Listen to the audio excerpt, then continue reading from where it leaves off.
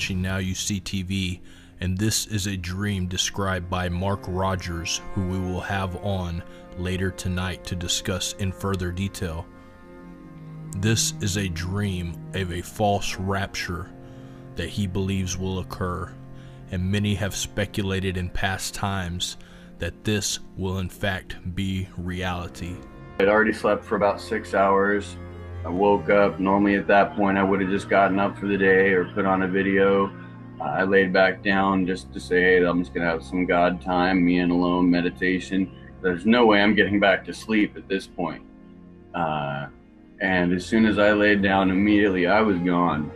And in the vision here, I was asleep, and all of a sudden intense flashes changed the entire sky. I mean, the heavens rolled back like a scroll. Couldn't even describe it. It changed it from flashes of pink to blue to black. There was a vision of a castle that kept appearing. There were pictures of Hebrew letters and scriptures flying through the air. There were a bunch of spears that kept sticking up out of the ground, and it kept flashing back and forth. Like 1 second it would be pink with demons, 1 second it would be blue with the castle, 1 second it would be black with the spears, 1 second it would be bright intense light with the Hebrew, and one would be like a dark grayish ugly with a bunch of dragons everywhere. That's how I started in my dream, asleep. I woke up to see if this was really happening, and all of a sudden I was inside. I ran to the window. Everybody was looking outside, and everybody was watching outside the same thing that I was dreaming of in my dream. We all knew it was happening.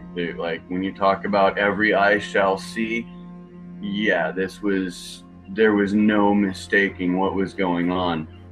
There were a bunch of machines coming down and a bunch of vortexes in the sky. We were all watching all of this stuff. There were just intense, crazy, different types of machines, all different types. At first they were all machines, okay? Didn't look like demons. I had seen dragons being released, but the things that came down were machines. They wanted to interact with us, is all that I can describe. That's the word I'm given for it. They wanted to interact with us. I screamed, "This is it." And this is the first time I grabbed my Bible in the vision, because I grabbed my Bible 3 times specifically in the vision. I'll get to more to that later. This is it. I ran upstairs. My best friend and my boss were there. And I said, this is it. You guys, this is the last minute. You better get on your knees and pray right now. You have no time left. This is it. This is happening. Ran down with my family to join my family, and we were all celebrating. We were all worshiping the thing to come, and we were just triumphant. Like, this is it. Wow, great. Yes. Praise God. The first trumpet blew, and man, when it blew, it shook the entire earth. All of it. Everywhere. You knew it. You bowed down. You felt it. You went to your knees. And then you jumped up for joy and you screamed, great, this is it. He's coming. I ran back downstairs to get dressed. Yes, mundane things. I thought I may still have to go to work today, and so I went downstairs to get dressed.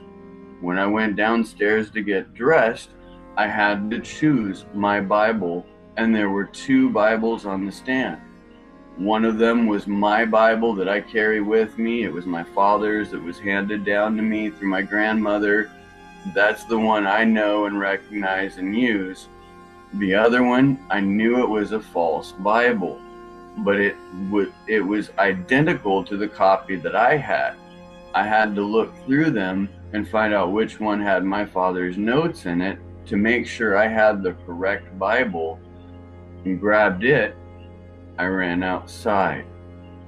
On the way outside, there was an inner courtyard.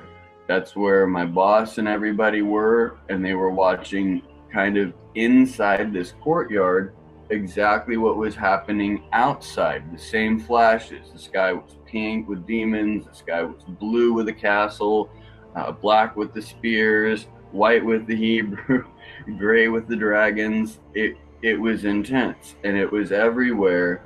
And so it was happening here and there. And that was the first time that I saw people interacting with the machines. And everybody was interacting with the machines. And I ran outside. I couldn't find my car. And all the buildings were changing. The street was changing right in front of me. And you couldn't get into a wreck. Literally the thoughts of they shall seek death and death shall flee from them. You couldn't get hurt. Cars were dodging each other just miraculously. Nobody could get into a wreck. Spider-Man saved a falling car. Odd, but it definitely looked like Spider-Man, and I know Spider-Man doesn't fly, but he flew and he picked up a car out of the midair. The machines were completely saving us from getting in any harm or anything like that. I could partially fly, which is kind of like I can describe like low G, like Matrix, where you can jump 20 to 50 feet with one little leap. It was really weird. The machines were all different sizes, and the most important one was a TV cube. And they literally, it had like faces, like a front of a projection tube, and they came down one for each person. There was one for everybody. And these came down and they started to interact. They wanted interaction, and then they wanted so-called grave sacrifices. That's one of the particular terms I remember that they were wanting from us.